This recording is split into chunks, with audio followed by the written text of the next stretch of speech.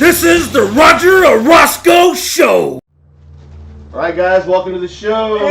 The star is Ashton, and we got Lopez and myself. Good job, man. Tell everybody. Wow, that was Ash was exciting, man. Dang.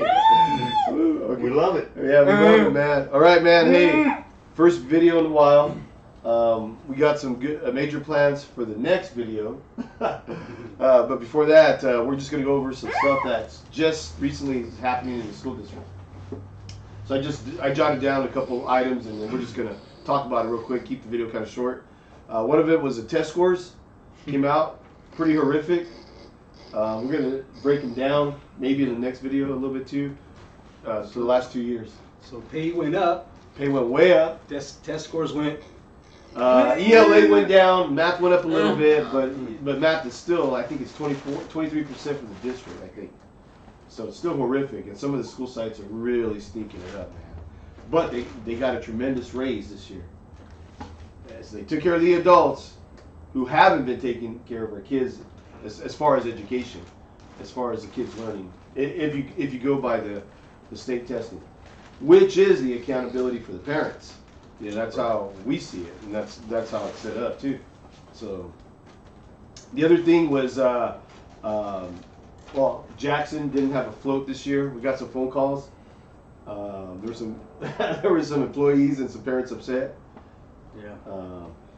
You know, they got a big raise, and yet they couldn't have enough people to help with the float. Yeah. Wow. And what they say is wow.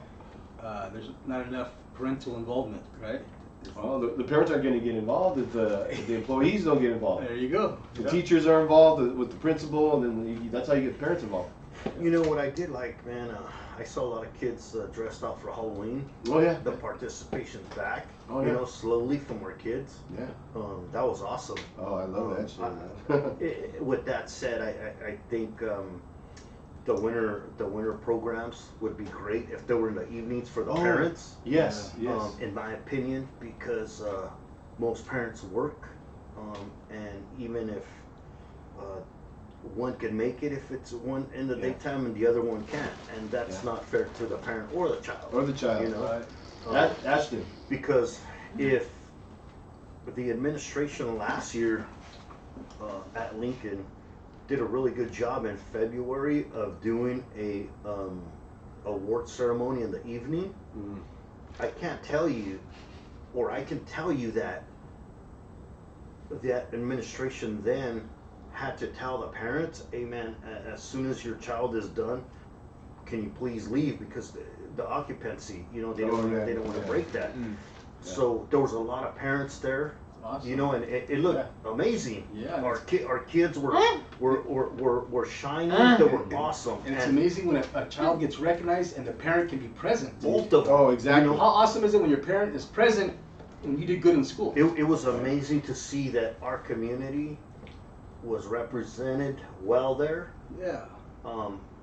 By the parents, you know, and that's why I bring it up, because when that administration did that team did that for the middle school last year, that was outstanding work for our community and our kids. And the Christmas programs can be in the evening time.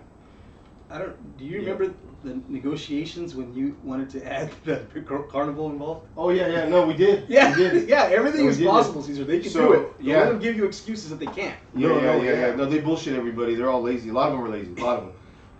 One of the things that Mrs. Alanis, the board president, said when they got this huge union contract for the Teachers Association, she said, "Hey man, she didn't vote for it.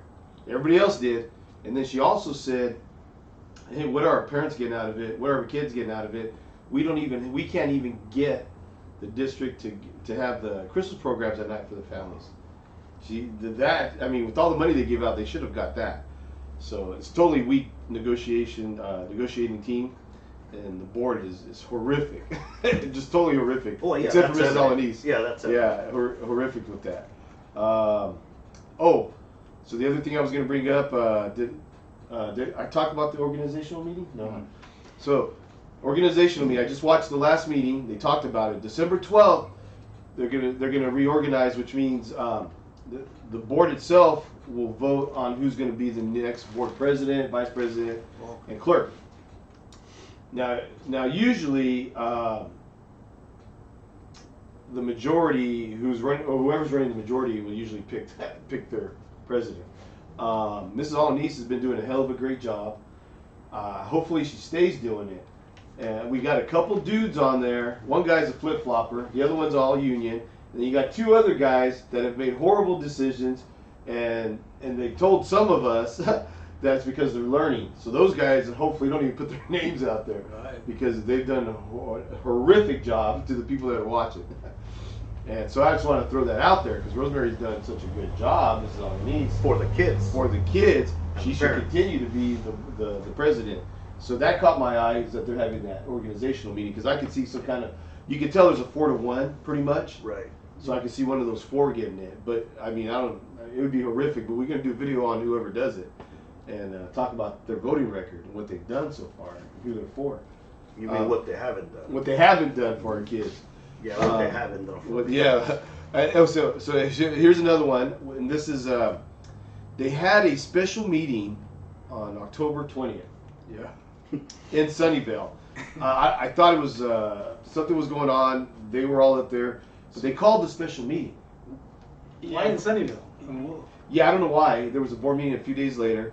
They called a special meeting, and the thing is, when you do that, like an emergency or a special meeting, you're supposed to have at least 24 hours notice also. Do we know who called it? No, I don't know. Don't know who called it. But with this special meeting, it's time stamped. Where they printed it and then they post. I don't know when they posted it, but they couldn't have posted it, beyond the timestamp. So timestamp says like 10:30 something I in the took a morning. picture of that. Oh, that's right. so they have a time. Yeah, check it out, Ash. So they have a timestamp of the printout, and then they put it up there. So if the timestamp says like 10:20 or 10:30, they didn't put it out before that, because that's when they printed it, right? Yeah. So they post this, and then they have a meeting, and it says general information or something. But we don't know what the meeting was about. So what I personally did is I sent an email to the district. I'm asking for the audio of that meeting. Now I got to reply back that they're not sure there's audio. They're going to. What do you mean? Yeah, I don't know. There should always be audio. Yeah. Why are you doing meeting out of town anyway? So we should ask those board members Meeting out of town with no audio. with no audio. So I don't know what happened, and but it looks. So the old saying, right? If it smells, if it smells bad, it's probably bad. Yeah. It's trash. It's trash. So that looks really, really bad. Yeah. I hope they have the audio. They need to know. The board needs to know. I don't know who called that meeting, but the board needs to know you don't do meetings out of our city and not let the people know. Especially, you didn't even give 24 hours according to the timestamp. That's a good point. Whose idea was it? Whose idea and what they talked about. Yeah, That's I it. mean, hey, so that's a big deal to all of us and the people, the taxpayer. He went out of town. Who paid for all that stuff? Probably the taxpayer. Yeah. I'm sure we did. And so we need to know what was done at that meeting, what was said and what was done. Yeah. And it's funny because I just yesterday another person got a hold of me about it. So it's like it's starting to make the rounds. Like, hey, what was this meeting about? Yeah. So we need to find out. And not only that, I don't trust these board members. Mrs. Alanis is the only one I trust. She's the only one that's kept her word. The other ones haven't. They've let the lies or the twisting happen. So I don't trust these dudes, man. Well, that's a good point, Roger. Is that the next episode we do is The update on the meeting. the update on the meeting, but is each individual board member a good board member too? Are they a good board member for the Ooh. kids? A good board member for an admin? A good board member for the superintendent? For themselves? For the union? So we'll do the boards again And who are they a good board member to? by their voting records. Yeah. Oh man, by their voting records. So that's a great one. That's what we're gonna do. They proved it. Yeah, they've already proved it. We know. We just want to show. Show the community. Yeah. It's the truth, not half truths. It's the truth. Okay. Yeah, man. Oh. All right. So the That's next it. one. Yeah, we're trying to keep the video short. But So the it's a next cool- one will be a little bit longer because we're gonna. Yeah, we're gonna break it down just like Break it down. Gilbert said. We're gonna break it down to each board member, how they voted, and who are they really representing. That's a good way to put Oh man, yeah, that's a good one, man. That's gonna be a really good it. video. Coming up. Coming up. Next 2 weeks. Happy Thanksgiving. Yeah, happy Thanksgiving. Thanks, guys. Ashton, say bye, man. All right, good job, Ashton. Good job. The return of Ashton. The return of Ashton.